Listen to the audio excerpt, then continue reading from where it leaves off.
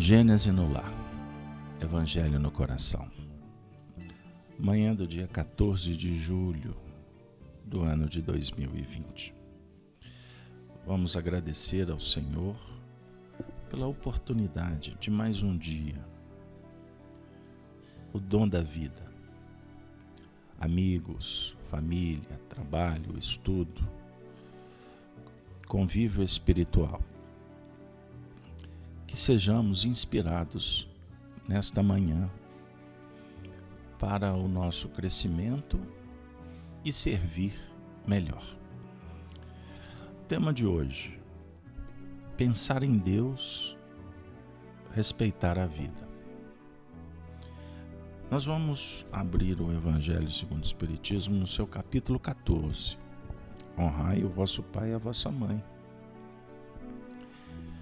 Allan Kardec publica uma alusão de Jesus que está contida no Evangelho de Mateus, no capítulo 19, versículo 18 a 19. Sabeis os mandamentos: não cometereis adultério, não matareis, não roubareis, não prestareis falsos testemunhos, não fareis agravo a ninguém. Honrai a vosso pai e a vossa mãe. Agora, nós vamos abrir o item 5. Eu vou fazer uma leitura rapidinho do finalzinho, que tem uma expressão de Jesus muito interessante para o nosso momento. Quando no Evangelho de Marcos, no capítulo 3, versículo 35, ele diz: todo aquele que faz a vontade de Deus, esse é meu irmão, minha irmã e minha mãe. Agora, Allan Kardec vai elucidar para nós no 6 e 7.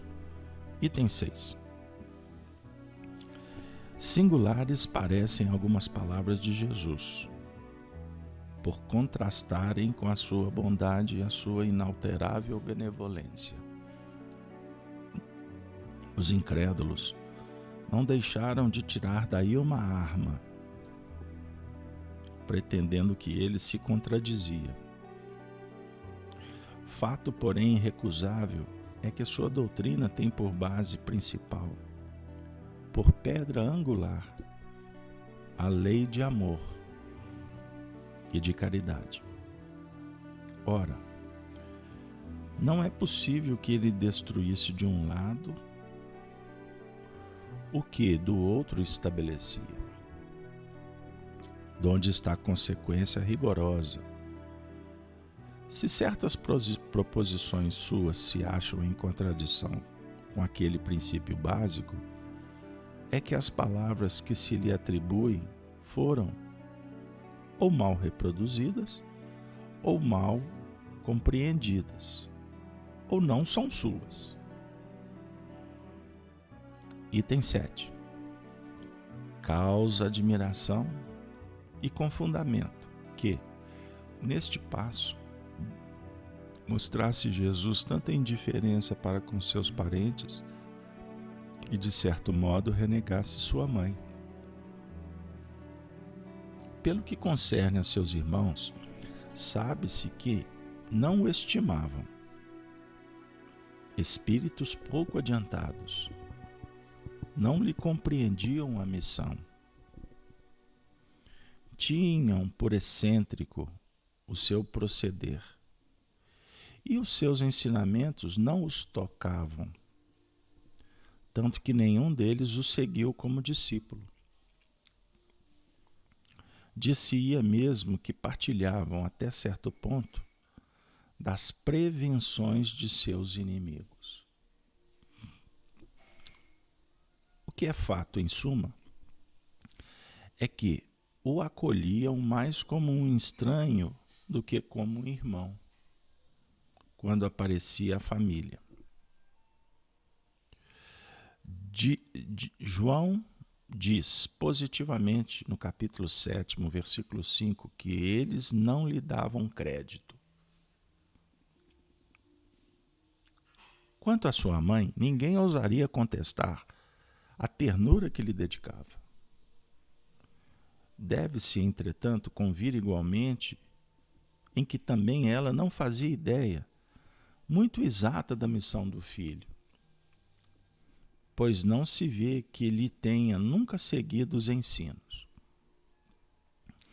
nem dado testemunho dele, como fez João Batista. O que nela predominava era a solicitude maternal. Supor que ele haja renegado sua mãe fora desconhecer-lhe o caráter. Semelhante ideia não poderia encontrar guarida naquele que disse: honrai a vosso pai e a vossa mãe.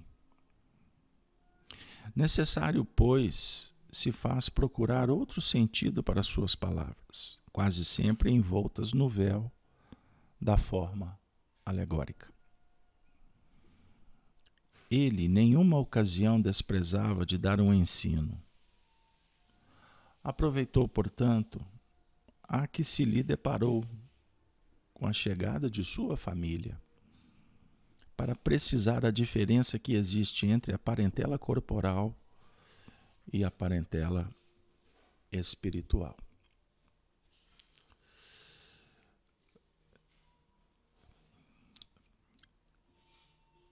Nas manhãs, em convívio fraternal com amigos, oportunizados pelo Gênesis no lar, nós nos colocamos diante de um templo sagrado que é a nossa consciência.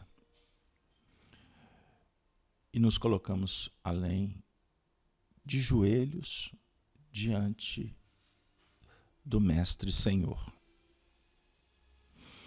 que responde como um mestre amigo, mandando que nos posicionemos de pé para ouvir a sua mensagem e sair como um bom combatente para semeá-la a partir de nós mesmos. Essa expressão vocês vão encontrar no livro Boa Nova, quando Humberto de Campos narra o encontro de Zebedeu com Jesus. A definir que quando caímos, o que na verdade significa que não cai uma pessoa, cai o mal.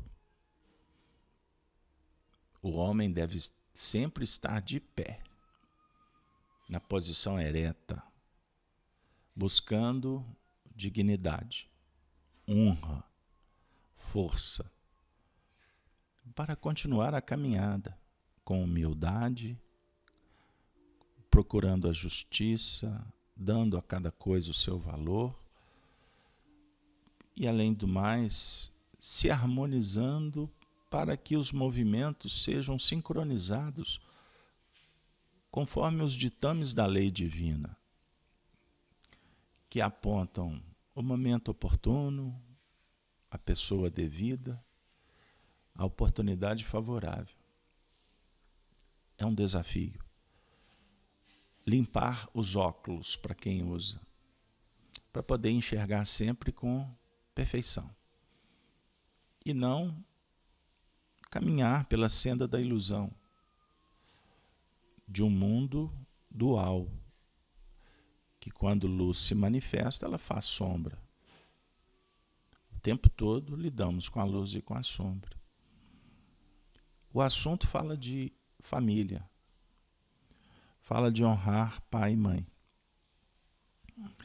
fala de base de sustentação para a nossa própria jornada, porque não seguiremos adiante sem investir nessa célula fundamental da vida, que é a família. Honrar pai e mãe é trabalhar o reconhecimento que eles nos ofertaram como instrumentos de Deus, a começar pela própria vida. Mas todos os esforços para garantir a jornada que nós estamos agora realizando, possivelmente sem mais a presença ou sem a dependência da ajuda deles, sob o ponto de vista material, ou quem sabe até emocional, porque podemos já estar mais à frente e nem conviver com eles. Temos a felicidade de vibrar nessas faixas, embora eles jamais deixam-nos entregues à própria sorte, porque se eles estiverem no mundo espiritual, de alguma forma eles estão lembrando dos filhos que estão caminhando na Terra. O que também chama-nos para agradecê-los agora, abraçando-os espiritualmente aonde eles estiverem, como seres que, graças a Deus, hoje a nossa visão se encontra mais clara realmente. Por isso estamos aqui com Jesus, para dar valor a cada coisa, a cada experiência, a cada pessoa que foi nos oferecido por misericórdia. Porque costumamos a refletir se realmente somos merecedores, talvez muito mais necessitados. E por isso tivemos os nossos pais. Alguém aqui pode ter tido uma experiência de não tê-los conhecido, mas se encontra na sociedade, pais não necessariamente biológicos ou instituições cumpriram seu papel. A todos devemos ser reverentes. Eu, como estudante, tenho refletido com um grupo já há muito tempo, talvez até por necessidade da minha sombra, sobre a necessidade de trabalhar o reconhecimento. Porque é uma das virtudes importantes. E se não investirmos, nós seremos injustos conosco mesmo. Então nós temos que honrar, melhor dizendo, a nossa própria história, honrar as conquistas e honrar também aqueles que se devotaram por nós. As instituições, as escolas, os professores, os amigos, até aqueles movimentos ilusórios que fizeram parte da nossa trajetória em algum momento. Quando recordarmos, vamos endereçar uma prece de bondade para todos, inclusive para aqueles que tripudiaram, adversários se tornaram, adversidades fomentaram. Vamos agradecer, porque tem um pensamento popular que devemos fazer de um limão a limonada. Nós temos que reproduzir o bem. E aonde não tem muito recurso, nós podemos sim multiplicar e construir um templo especial na nossa jornada, na nossa intimidade. Agora, naturalmente, Kardec nos chama a atenção no texto e nos deixa confortados e com muita esperança. Confortados por quê?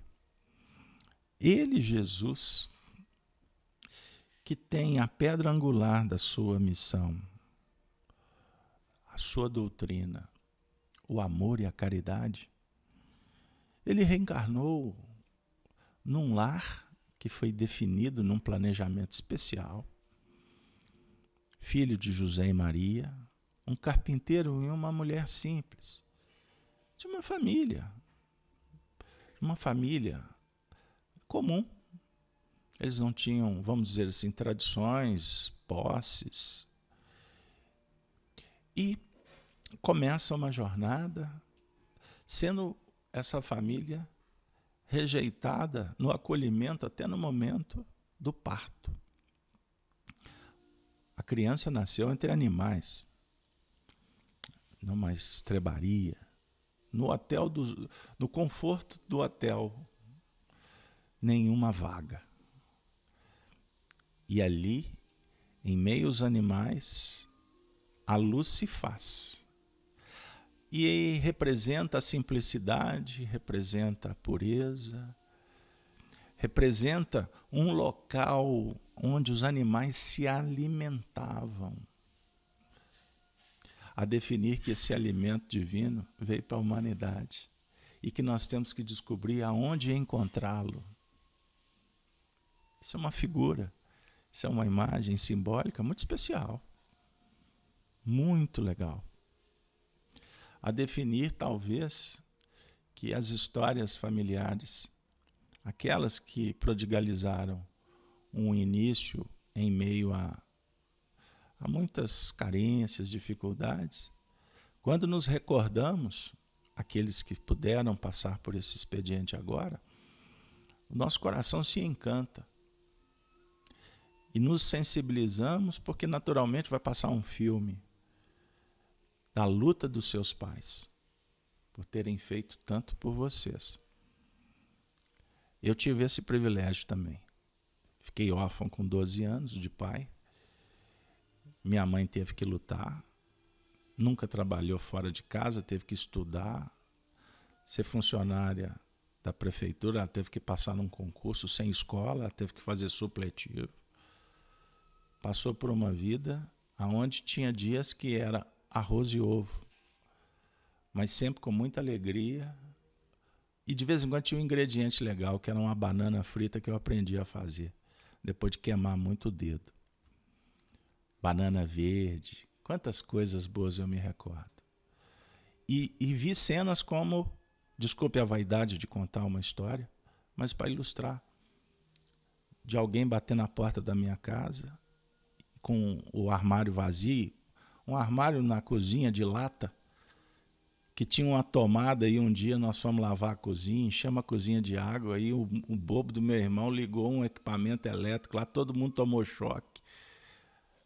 Minha mãe ia lá no alto do armazém, que talvez tinha alguns poucos, ela tirava porque alguém pediu na porta. Quer dizer, eu falava assim, mãe, vai, mas Deus me deu, Deus vai dar. Deus multiplica. Então, cada um aqui, desculpem essa nota vaidosa, de uma experiência, de um passado, porque quem não tem passado não tem história. Eu estou trazendo um pouquinho do nosso passado, para dizer que todos vocês têm uma história especial. Se alguém me escuta e nunca passou por esse processo nessa encarnação, mesmo assim, você vai ter suficientes exemplos dos seus pais que demonstraram o tanto que a vigília, durante uma noite com febre, os momentos mais difíceis, eles se dedicaram para vocês. Pai, mãe, filhos, cônjuges, tutelados, todos fazemos parte de uma família. Então a nossa família carnal merece toda a nossa reverência. Agora, é interessante ainda que nesse consolo que a mensagem de Jesus nos traz, porque ela também fala que Jesus nasceu num lar em que ele tinha irmãos que não o compreendiam. Portanto, eram indiferentes. Tinham nele, como afirma Allan Kardec, uma descrição inspirada, pautada em algumas informações, lembrando que a história viajou no tempo e se perdeu muitas coisas. Mas o que ficou registrado, inclusive Allan Kardec cita o próprio João, quando fala que os irmãos de Jesus não lhe davam crédito. Nós temos, eu particularmente, me apoiar na fala de um apóstolo, porque ele era tutelado pelo próprio Jesus, ele não iria escrever algo que estivesse em contradição com a história, pelo menos assim penso eu. Se os irmãos de Jesus não lhe davam crédito, significa que temos a parentela corporal e a parentela espiritual. Dar-lhe crédito pode significar muitas coisas, inclusive o rechaçar, o perseguir. Como também pode apenas significar que eles não estavam despertos, não estavam sintonizados. Olha aqui, vamos fazer outras coisas, a conversa desse nosso irmão não cabe. Mas não importa. o que vale para o nosso ensinamento é que nós enfrentamos muitas barreiras no mundo para fazer a luz. Agora, independente do reflexo dessa luz, a importância é fazer luz. Se a luz vai ou não ter repercussão agora, um dia ela terá. E imaginemos no tempo os irmãos de Jesus. O que eles fizeram com essa mensagem? Podem estar sendo mentores da humanidade hoje, porque demandou um tempo para assimilação. Não temos autoridade para vasculhar isso, mas sob o ponto de vista do que precisamos de pensar, é que aonde estivermos, nós vamos ter dificuldades. Nós vamos viver testemunhos importantes. E Allan Kardec ainda chama atenção para a mãe de Jesus. Ele fala que ela possivelmente não compreendeu, mas em compensação a solicitude maternal foi espetacular. E quando ela vê o filho partindo, há inclusive alguns autores, como por exemplo Inácio Larrana, um jesuíta católico que tem belos livros, ele defende uma teoria apoiada em um alemão, que agora me esqueço o nome, um teólogo, em que eles discutem a possibilidade de Maria ter se transformado na mãe do cristianismo pós a morte do filho.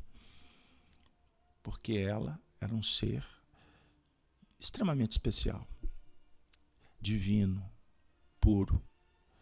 E a mensagem, sob o ponto de vista do Evangelho, o mais importante não é que ela seja intelectualizada para fomentar oratórias, discursos, livros, proeminência no campo social, mas que ela seja refletida pelos atos bondosos que caracterizam as almas justas, que prodigalizam as expressões genuínas da filosofia que a gente discute tanto aqui, a filosofia do bem viver. E vale mais ainda lembrar que quando na família corporal, possivelmente distantes da parentela espiritual, nós estamos cumprindo um mandato e não estamos distantes dos nossos pares reais, das nossas almas queridas. Vez por outra somos visitados por eles. Nos momentos mais difíceis, eles se fazem praticamente materializados, a nos colocar no colo, a dizer assim: não esqueça, estamos com você. Eu acredito que vocês já passaram por experiências em que se sentiram abraçados por essas almas. Nas madrugadas da vida, nas caminhadas ditas solitárias, nos momentos de reflexão, de prece, quem sabe até num momento como esse de estudo, em que estamos ouvindo as palavras do Mestre, um pouco adulteradas ou corrompidas por aqueles que expressam como nós, mas o que importa é a vibração. Essa vibração está atingindo o seu coração e ela está sendo engrinaldada pelo carinho, pelo apoio destes espíritos que não nos deixam órfãos, porque eles são da família de Jesus. E foi Jesus quem disse que não nos deixaria órfãos. Então, quem opera na faixa do bem está atuando em nome daquele que enviou Jesus, que é o próprio Criador do universo. Ele conversa conosco o tempo todo. Inclusive, amigos, ele fala muito na hora da adversidade. Porque aprendemos em Espiritismo, tecnicamente eu cito, que vamos encontrar, tanto no Livro dos Espíritos, quanto no Evangelho segundo o Espiritismo, uma expressão extremamente consoladora. Que do lado do mal sempre há o remédio. Nós só temos que descobrir qual é esse remédio. E o grande lance está em procurar, em desenvolver e, acima de tudo, aplicar o remédio. E o remédio novamente a gente esbarra na teoria da caridade. Se trabalharmos com caridade, nós estaremos usando o remédio contra o veneno. Qual é o veneno? É o veneno do egoísmo, que está como que na nossa intimidade, vez por outra, a gente vai lá e bebe um pouquinho desse veneno, do orgulho. Quando ficamos encantados com aplausos, com admiradores, com aquele movimento enganoso, astuto, que chega sorrateiro para conquistar, mas com intenções dúbias, e que geralmente encontram ressonâncias ou abertura exatamente pelo descuido, pela invigilância. Quando a gente deixa de trabalhar a lição do Evangelho dentro da gente e julgamos reveladores, agentes para transformar o mundo, e aí a gente se perde. A mensagem não é para o outro. A mensagem é para nós. Quanto mais dentro, mais fora. Guardem isso. Quanto mais investirmos dentro da gente, sob o ponto de vista da justiça, do amor, da ciência, nós vamos adquirindo a capacidade de brilhar a luz sem querer brilhá-la. Esse é o ponto. Mas espera aí, não estou entendendo. Como é que eu vou brilhar a luz sem querer? Não. Não tem dubiedade no ensinamento. Eu estou falando que é óbvio que para você melhorar, você tem que fazer valer a vontade. Eu quero melhorar. Eu vou melhorar. Porque querer só não é poder. A vontade é poder. À medida em que você for aprimorando, você vai deixar o encantamento de fora. O problema está em querer fazer a luz para que os homens vejam. Aí está a ilusão. A luz é para dentro. Se você ler um livro de autoajuda, se você lidar com quem está preocupado em autoajudar os outros, saiba que é um movimento transitório. Ele é importante. Ele pode ser consolador, ele pode te ajudar num momento, pode sim. Mas e depois? E depois quando você tiver que colocar o pé no chão? Então não é num movimento místico externo. Nós temos que trabalhar sob o ponto de vista da administração, diante do trabalho, do operacional. E acima de tudo, voltado para si mesmo. Quando eu me interesso pela dor do outro, eu estou trabalhando a sensibilidade. E eis o indicador que Jesus nos oferece. Faça ao outro o que gostaria que o outro te fizesse. Não dá para evoluir desconectado. Nós temos que estar trabalhando com o próximo, mas sem expectativa que o próximo atenda às nossas vaidades. É nesse sentido. Ele está passando por dificuldade. Pode estar. Na sua concepção, sim. Mas pode ser que na concepção dele não tenha dificuldade nenhuma. Ah, não, ele pediu ajuda. Ótimo. Ótimo no sentido de você perceber que o campo está aberto. Então vamos lá partilhar para diminuir a dor dele. Mas a dor é dele. Você não pode tomar um remédio para ele. Sem delongas, relação é isso. Família, o tempo todo sugere essa conversa. Estamos diante de companheiros, afins ou não, alguns mais afins, outros um pouquinho menos, adversários, perseguidores. Uma pessoa me perguntou ontem, Carlos Alberto, mas como assim uma pessoa perseguir a outra sem motivo? Aí eu respondi, nada acontece por acaso. O adversário gratuito, ele não está olhando para você agora com essas prodigalidades de intenções de fazer o bem. Os adversários observam o que foi feito. Então ele está olhando para você, você pode estar parado, mas na mente dele reflete tudo que fizestes ontem. Então eis a explicação.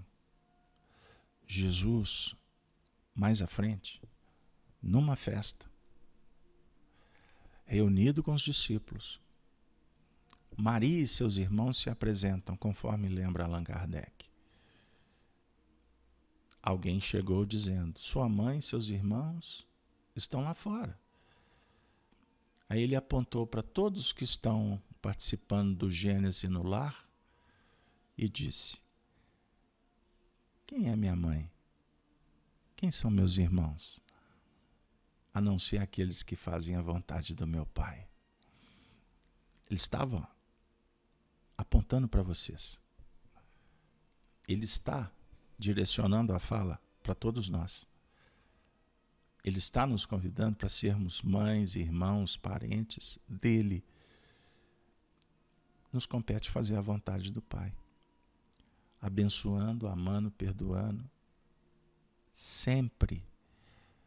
Apesar dos pesares. Apesar das pedradas. Apesar da indiferença que macula, que machuca, aquele investimento de tempos e tempos, a falsidade, a infidelidade ao projeto, tudo isso representa ainda fragilidades humanas, de quem propõe, de quem recebe.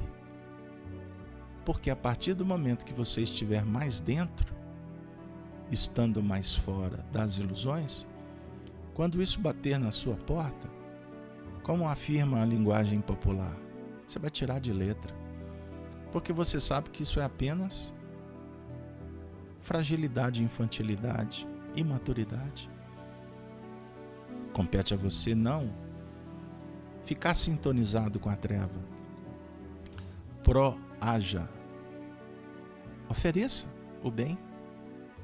Ah, mas eu fiz isso a vida toda e nada. Eu falei assim, então significa que você não soube fazer. Nossa, mas são anos. Quantidade não cabe no vocabulário da espiritualidade. O que vale é a qualidade. Pense diferente e faça toda a diferença. Família espiritual. É uma embaixada dos céus na terra. Cultivemo-la. Honramos, operamos, oramos por ela. Porque o mundo vai melhorar por ela, com ela e para ela. Pensemos nisso. E acima de tudo, esperemos o tempo certo. As mudanças são necessárias. E elas é que aprimoram, naturalmente gerando circunstâncias. Que Deus possa nos inspirar. E que sejamos filhos do Altíssimo. Sendo, seremos filhos dos nossos pais. Porque podemos estar até carregando o sobrenome deles, mas não alimentamos essa filiação, por não honrá-los, portanto não ser gratos a tudo que eles nos oferecem. E aí me ocorre, para finalizar, um recado esclarecedor. Quando reclamarmos da ingratidão dos nossos filhos, pode ser que aí está inserido uma dica, que não honramos os nossos pais. E se eles não receberam ou não tiveram a clareza de honrar ao que foi feito por eles, isso sugere para os pais que estão vivendo a ingratidão a oportunidade da misericórdia. Portanto, Gênesis no lar nos felicita e nos diz assim: não tem por onde escapar. Jesus está no princípio, no meio e no fim na nossa caminhada bendita. Ave Cristo, Ave Cristo, Ave Cristo. Bom dia para todos.